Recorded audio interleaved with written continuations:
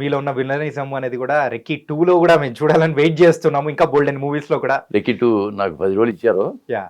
Boyapati scene గారు మహానుభావుడు ఆయన చాలా బాగా లైక్ చేస్తాడు నన్ను. గురుగారు అంటున్నాను. సార్ అట్లా అనకండి సార్. 'అఖండ 2లో కదా సార్? 'అఖండ 2లో'. 'అఖండ 2లో కూడా. అవును. 'అఖండ 2లో' కూడా మంచి అవకాశం ఇస్తారు ఆయన నాకు. 'అఖండ 2', 'ఓజీ' ఇంకా అన్ని అది కూడా ఊరి పెద్దని ఇచ్చారు. ఊరి పెద్దని ఇచ్చారు.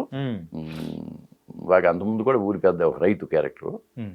ఇప్పుడు కూడా మరి అది కంటిన్యూ మనకు తెలియదు కానీ అద్భుతంగా చేస్తున్నారండి. ఒక క్రేజ్ వచ్చేసింది ఆల్రెడీ 'అఖండ 2'కి. ఎందుకంటే మహా కుంభమేళాకి వెళ్ళి అక్కడ 3 రోజులు షూట్ చేసుకొచ్చారు. అద్భుతంగా చేసుకొచ్చారు. అసలు మామూలు కాదు. ఇప్పుడు కోట్ల మంది అక్కడ కదా భక్తులు కదా వచ్చింది. ఆ సాధువులతో కానీ అవి కానీ అనుకుంటున్నారు, చెప్పుకుంటున్నారు.